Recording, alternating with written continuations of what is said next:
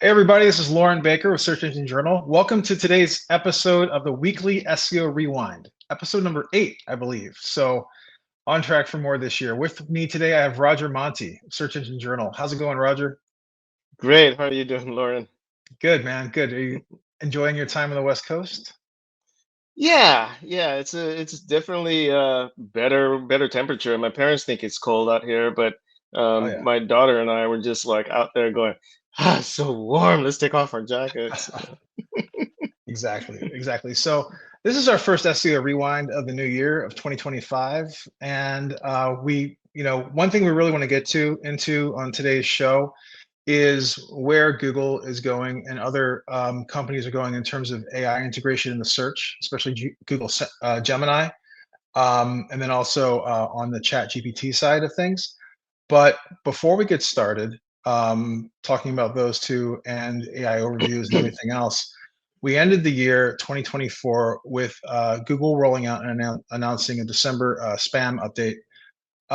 Wanted to see if you had anything to say about that, anything that you saw like noise wise in the interwebs, and Yeah, we could go from that. it's kind of weird because there really wasn't a ton of chatter across different spaces, whether it was Facebook, X, Blue Sky, or forums like Webmaster World or Black Hat World. I mean, it didn't seem to have the effect on people who post on these places, not Right. in any widespread way, other than just general comments and whatnot. I wouldn't even know that there was a spam update, judging It was by weird timing too, social right? Because media. it was right around the Christmas holiday as well. So I like traffic Yeah, but down, like actually, what's interesting about the timing is that it came after they did the core update. So it's like, right. okay, let's change up these systems, okay, and then let's bring up the spam update. It's almost like they have the parade, and then after Yeah. parade comes like the the The guy people who are sweeping it cleaning up at up the and end. Yeah, exactly. sweeping it up at the end. Like the Rocky and Bullwinkle intro. So That's exactly what I was thinking of. yeah, yeah, exactly. We just aged Yeah. ourselves entirely. Cool. Yeah. So there wasn't much noise about it. It looks like there's still some updates going on as part of that, like I guess aftershock. And it's gotten to the point now where like Google's just rolling out these huge core updates month after month. They're making the announcements, which is great. Seeing movement Yeah. beforehand and afterwards. But at the end of the day, like one of the things that I'm noticing a lot, especially if you look at the way that SERPs are shown over the Uh-huh. past year, is the change Mhm. in intent segmentation within the results, right? So you'll have like Yeah. resource sites, shopping, video, whatever it may be, which really gets us away from the traditional links and getting traffic. If you're between the number 3 and the number 10 position, you used to get traffic. Now it's becoming difficult to find unless someone's really doing the research. Yeah. Um, Yeah. Well, that's an interesting point because in the traditional search, they were basically it was kind of like a shotgun approach where, there's a part where you're aiming at which is analogous to, the largest intent. And then there's these peripheral parts that are getting some of the BBs, that are the lesser intents. So like positions mhm. 5 to 6 could be, informational or news, and then 6 to 10 could be a double hold because some of those queries are so conversational that they could be Right. a little more precise. Yeah. So maybe that's why you see a mix sometimes of like, a little bit of the AI, but then more of the organic, you know. Mhm. But Mhm. definitely, but I have to say, and you compare Google's AI implementation with Bing or whatever, Bing is absolutely dystopian. I was like doing some searches and like I swear 2 of the searches were organic and like 8 were sponsored, and you can barely Really? tell. Yeah, and the way I It's like a found it was fireworks stand. somebody did a Reddit search that they said, "Oh, look at this. WP Engine ranks above WordPress for WordPress." And I was like, "What?" And even Mullenweg was like posting, "That's crazy." And I went to Bing and I searched. And what they didn't notice was that the WP engine that was outranking WordPress was actually a sponsored post, because it's like Oh, so light, so small, the word right. sponsored, and it's so light, you can't even tell. And that the 8 out of 10 of the average, it seemed like I did a bunch of searches and it seemed like quite a lot of the search results were sponsored. That's So insane. hopefully Google doesn't go that path. So one thing we were talking about before we started the show today was some data that BrightEdge put out. Speaking of Google Mm. AI overviews, and basically the amount of search queries amongst specific topics, such as travel, restaurants, entertainment, and health, we're seeing an increase in overall visibility of Google AIO.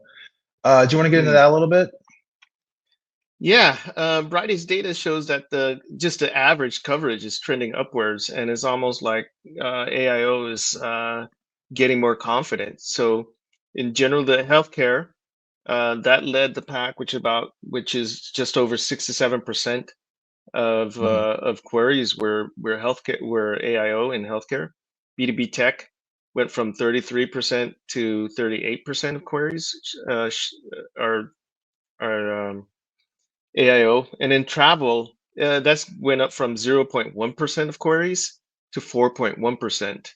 And what's being shown is destinations, lodging, and activities queries are increasingly showing AIO. So right now it's not as bad as like the healthcare and B2B, but still mhm. 4% is significant. And restaurants, like dining, menus, reservations, they saw from an increase from 0% to 6% of queries are triggering AIO.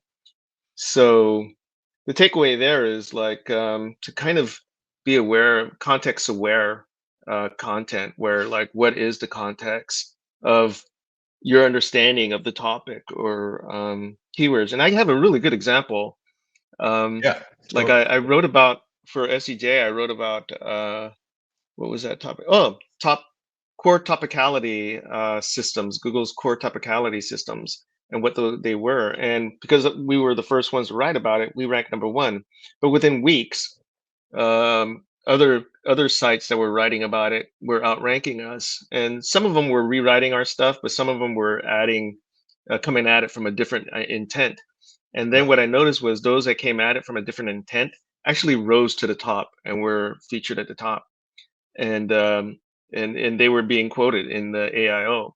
So I was like, you Interesting. know what? I'm going to rewrite this article, but from the different intent.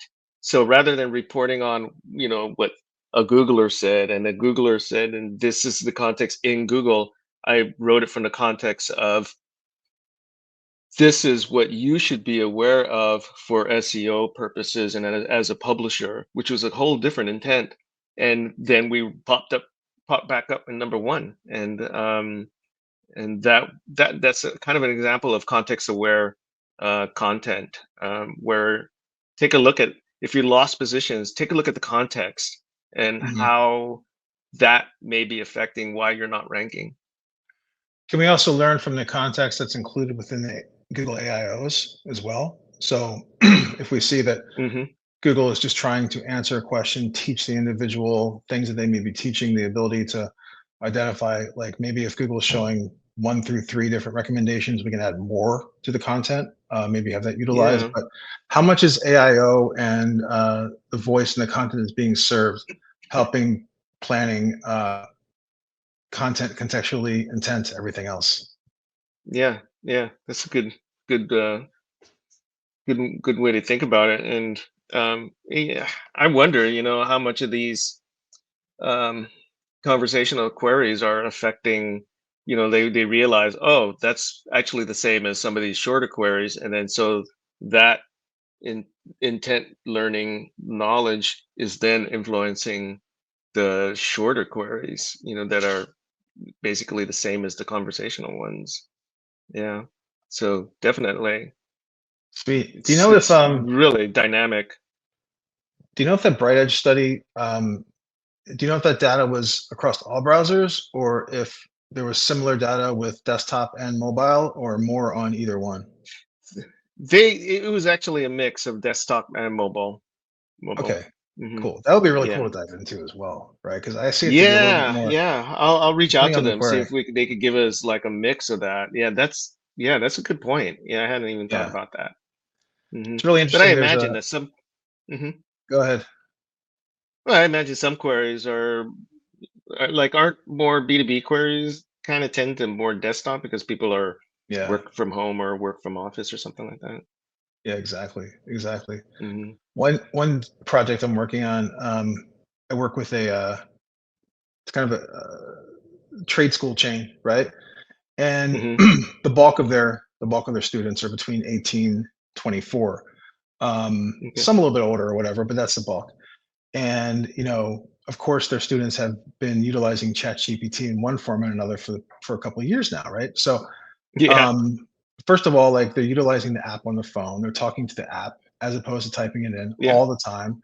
hmm And then secondly, like, uh, we're running a survey amongst them, right? Like, which do you trust more, Okay. Google or ChatGPT? Which would you use? Which would you do this for? Have you heard of these other things? Oh wow. And I'm really looking forward to seeing that information because Yeah. according to their staff, like hmm everyone is just searching on their mobile using audio, right? You're just using it as an assistant at the end of the day. And we're trying to implement those findings into our into our strategy because we just want to see we want to see first of all where the prospective students are they all within Google, and then also from a content perspective, like if I'm talking to an 18-year-old, I'm saying let me Google this, they might not get it hmm anymore. If I say I'll search this up or something like that, they get it, right? But whatever Yeah. you'd use from a verb Yeah. perspective with ChatGPT. But yeah, it's just trying to really find that voice as well. So it's exciting Yeah. because the whole environment is changing, right? So hmm how has the AI threat changed what you're seeing on your end in terms of chatbot search, ChatGPT, everything else going into this year? Oh man, the Sundar, the CEO of Google, has been talking up moving as many people as possible to Gemini, and you can't blame him because ChatGPT search is going to be disruptive of the search paradigm because people are going to be, you can't compete against search with another search because Right. it's just, yeah, if you want to disrupt it, you can't disrupt something with the same thing. So ChatGPT is disrupting it with something else, which is, the chatbot. But Gemini is already there. Google's Gemini is already there, and they've got lots of users, and it's integrated to the Android and their whole Right. Android ecosystem. So it seems like Google's several steps ahead. What's scary is that the CEO said that in 2025 they're going to focus hard on getting more people onto Gemini. Which the more people jump on Gemini, the less people are jumping on to Searchbox, which is like Exactly. really scary. What do you think about that? Well, I think it's smart that they've been testing it and utilizing it amongst like Google Workspaces, Google Docs, things like that Mm, first to get people kind of mm-hmm. integrated into it before going direct to prime time. Um, Sure. if I compare like obviously Google's a search company, media company, but if I compare them to Meta, Meta went immediately into powering their search box with their Meta AI, right? And Mm, what I think the yeah. issue there is that they've come out saying, "Oh, we have so many millions searching, are utilizing our AI tool all the time, whatever it may be." But I don't know if that hmm user actually knows that they're utilizing the AI tool, right? So if you're going Oh to man. Instagram and you're searching for something, you're Oh probably searching wow. for like a trend, you're probably searching for whatever.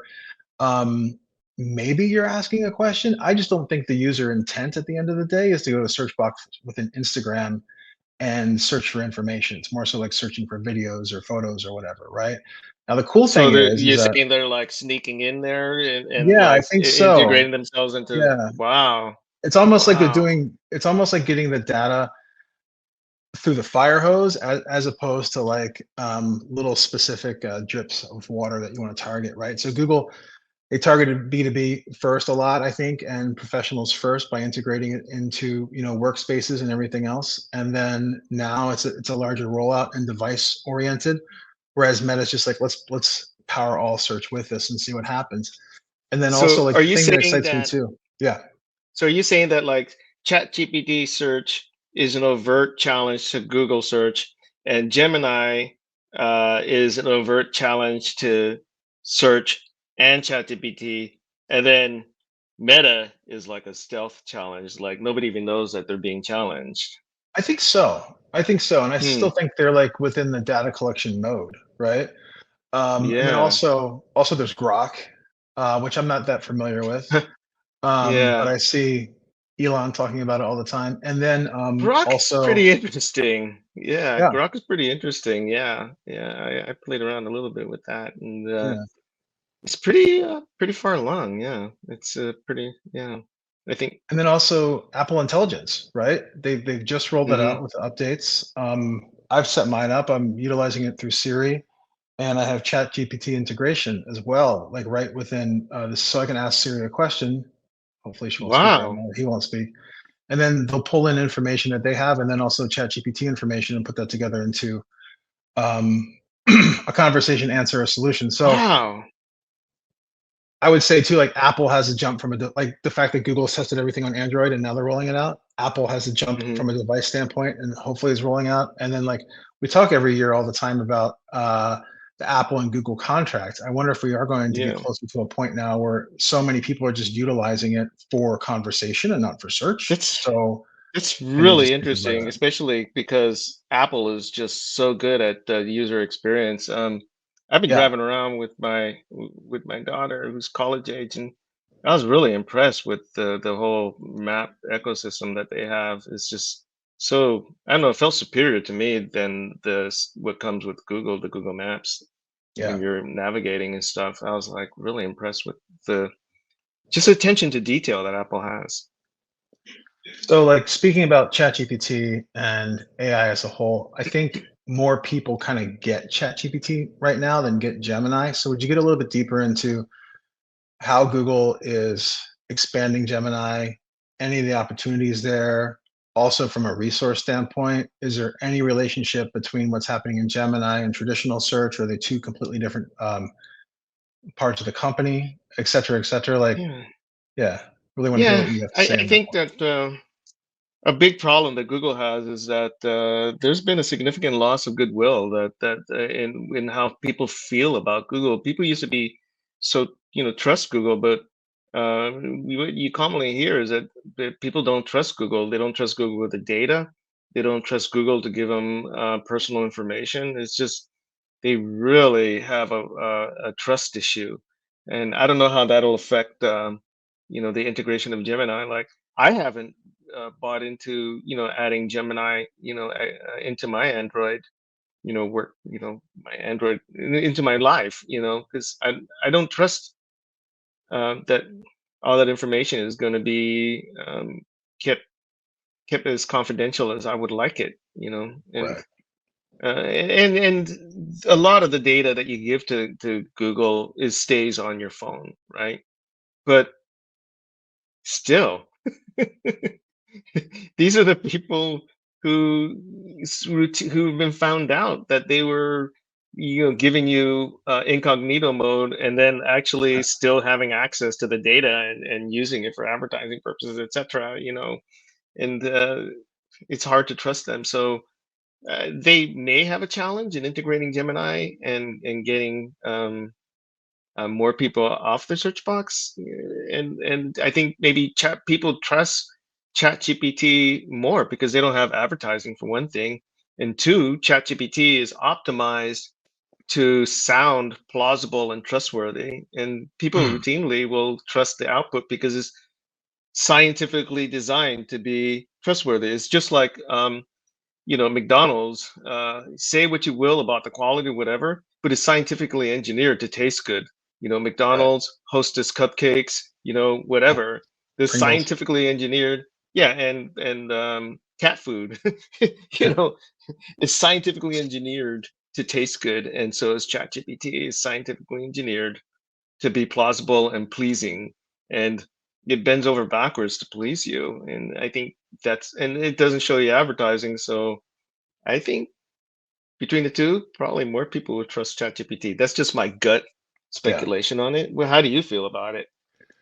I can see that because it was rolled out of like brand new, right? It was just like a brand new Hmm. baby, right? Kind of like Google was in Yeah. like 99, 98, 99, right? Everyone like Yeah. search engines were kind of boring back then, and then suddenly like one came along that actually had some technologically sound backing outside of just like directory filing and things like that, right? So I think Yeah. that I think that it's fresh, you know? I think that Hmm. it's fresh, came out with a clean slate. Like there's some drama on the Yeah. board, but most people don't like pay attention to that. And I think at the same time, to your point, Gemini could have that, I don't know, kind of dark cloud over it, right? That it is a Mm. Google component. Like how much more information are you giving that company through having a conversation with its AI versus just searching with Yeah. keywords, right? It's very, very Yeah. specific, intimate information about you, and then also from a location perspective, where you're going, what you're doing, this and that. Like all of that data mixed together is pretty wild. Hmm. I'm not sure how that's working on the GPT side of things. As they start to roll Mm. out new services, maybe that data will be utilized across the board. Maybe perhaps Microsoft is using it. I have no idea. But Hmm. just I think I think the freshness component really Wow, helps. that's a crazy idea about Yeah, Microsoft using the ChatGPT data. I mean, the possibility of that. yeah, they can better pollute That's like Bing I hadn't even results thought of with that. more Yeah, exactly. Yeah. Um, and they're a huge, like huge ad networks and things like that. So, um, yeah, I think that it's just the freshness factor of ChatGPT. Like if Mm. I went to someone like on the street and I'm like, "Oh, did you utilize Google? Have you Gemini today?" They'd be like, what the hell are you talking about?" But I'm like, "If Yeah. have you ChatGPT today?" They totally get it. Like to the point where that brand has become the Kleenex or the Google of its industry instantly, right? So everything's going to be Yeah. compared against it. People are going to say, "Oh, I'm utilizing ChatGPT," and maybe they're going to be calling Gemini ChatGPT, things like that, right? Just because Yeah. not first to market, but first to mass market. And so, Yeah. yeah, it's pretty cool. But talking about trust and resources and quality of information, um, how are things looking on the Gemini side, especially with what is it, deep research and Oh my gosh. Yeah. the ability to fill the AI agent with great information, and then for them to understand which information to be able to serve. Yeah. Yeah. Google's come out with a new agentic search feature. It's called Gemini Deep Research, and what this is that it goes out and does all your research for you. Like if you're planning to buy a product, if you're trying planning to buy a car or a new television set, or if you're planning a trip, you want to know like where to eat, where to go see things, and where to stay, B2Bs, and or hotels or whatever. And it does all this, and it could do all that research that you need to do, and it comes back with the summary of the findings. And Marie Haynes wrote an interesting article, and we wrote about it, and we linked to it from our article.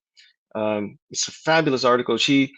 Uh, she used the agentic search from Gemini, and she found that one, the summaries, the search results, the search summaries were very useful for her. So useful that she didn't even have to go to visit the sites where the data came from, that she could just go to Amazon or wherever and make a purchase from just based from the summaries, which Right. is, amazing, but also scary. What do you think? It really is. Like I'm looking at this right now, and she's included screenshots. So when she hit start research, Gemini started researching 88 different websites, and I'm looking at this mix here. So a lot of these websites are publishers that have done reviews. A lot of them, such as like Amazon, and perhaps like All Recipes or whatever, have a lot of Hmm. user generated content too, right? So Mm, yeah. the fact Yep. that Google's going in and basically doing research that's both user generated reviews, basic information, publisher listicles. and then I'm wondering in the back of my head if they're even able to pull in some of the Yotpo feeds or things like that for site specific reviews and product first party reviews on e-commerce sites, and just bring all that together. And to your point, like, I don't really feel like going to all these different recipe sites and reading through everything. I don't want to go to Reddit and read someone's feedback on something, because half the time that thread's not there anymore, or it's just like spam or whatever when I'm searching for Google and clicking over to Reddit. Sure. So if Gemini is going in and basically doing what AI is supposed to do at the end of the day, right? Just be kind of like a Hmm. personal assistant. Hey, go research Right. these 88 websites and tell me the best results. It seems that that's Yeah. what they're really doing here, and then bringing all that information and then sourcing that information. So if the user is going to get used to this, right, which they already are from the GPT side, but on the Hmm. Google side, if I'm like, hey, I want to plan a trip to, I don't know, Tijuana. I want to drive down to Tijuana. What's the best way to do so? Where to stay? How do I make sure like I'm not robbed? My car's not. Uh, and it puts all this information together for me, and then I could really Hmm. see, like, hey, here's an ad for a hotel down in TJ. Oh, here's an ad for this. Here's an ad for that. So the ability to integrate sponsored listings with the Yeah. resources would make sense to me, right? Because that's Google's game at the end of the day, is also to make money on the front end off of this data collection. Yeah. Um, At the beginning of the day too.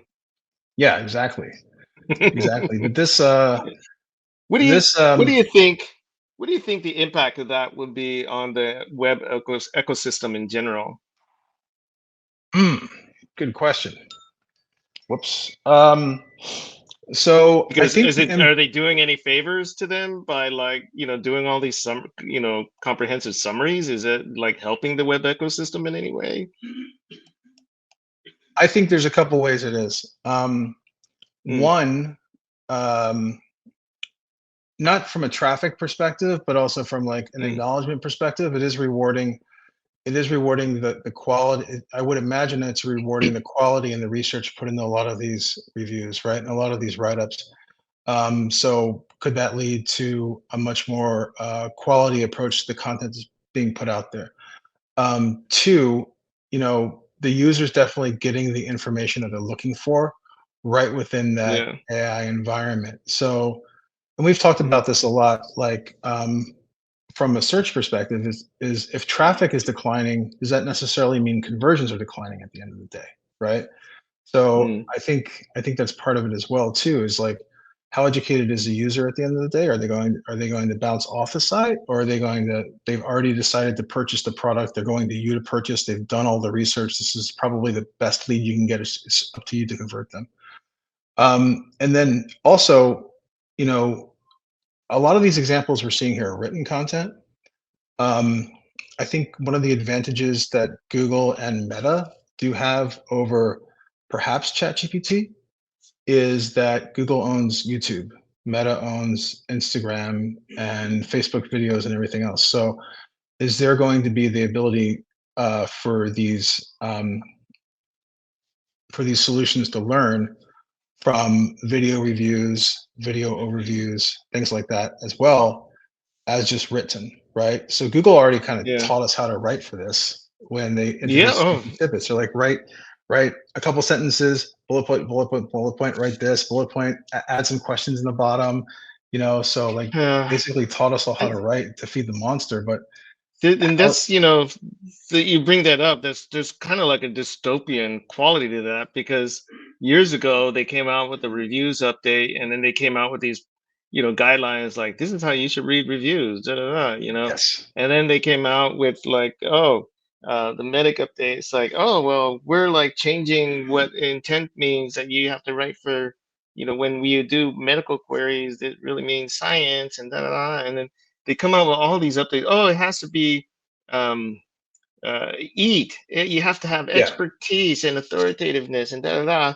So it's like, okay, the publisher got to be security, HTTPS, and so the publisher's doing all these things, like going, okay, I'm eating my okay, nuts, let me catch I'm up. Let eating me, my berries, I'm restricting my fat content, and I'm doing this, doing everything you're telling me, Google. And then they're like, good, you're ready for harvest. And then it's like, oh, wait a minute, we've just been beef in the pasture, and now AI is coming along. It's like, yes, we're gonna eat you, and they take your Finally. content, and they're eating you. It's like the Yeah, AI is eating their content. Like, this is how we want you, and then now the AI is eating you. It's like to serve mankind. That whole Twilight Zone episode where the aliens come with this advanced technology and makes humanity so much better because now we got it's easier. You could do this, you could do that, and da da da. And it's like, and they give this book that's supposed to be show their intentions of how they want to benefit humanity to serve humanity, and it turns out that the book to serve humanity is actually a cookbook. And it's like it's almost like we're there with Google, yeah, like they've been making or information universally accessible. And what it's turning out to mean is that they're taking your information and rather than making that accessible through sending showing links and making your content accessible, it's making your content their content, and now it's in a summary. And exactly. And they're kind of doing that in more ways than just AI and search on a device as well. Like I was just thinking about Waymo because we're like, oh, we've spent all this time as writers training the engine, and now the engine trains us, right? So like, could you imagine being an Uber driver and being passed by a driverless car like a Waymo, and then like you realize that, oh shit, I've been training this thing for a decade by utilizing Waze, utilizing Google Maps, utilizing CAPTCHA to exactly, say, oh, this is a crosswalk and this isn't. This is a motorcycle and this isn't. Things along those lines, right? So it's just like yeah, it is quite interesting in that perspective. yeah, As marketers and as content creators, what can we do to better prepare for these expansions over the course of this year yeah. and for years to come? And That's this stuff is happening that's quickly, right? Yeah, that's a great question. And you've been around for probably longer than I have. And in the beginning, there was the whole paradigm of like the search engines all of a sudden were becoming portals.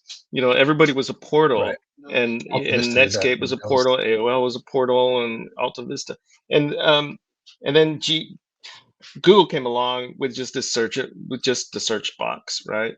And it's ate everybody's lunch. And a similar and then the Florida update and the Penguin update and the Panda update, it completely changed how we do SEO, and then there are these whatever other updates where they didn't even talk about it, where they took out the paid links, the whole paid link ecosystem. They Yeah. like I remember talking to insiders at one paid link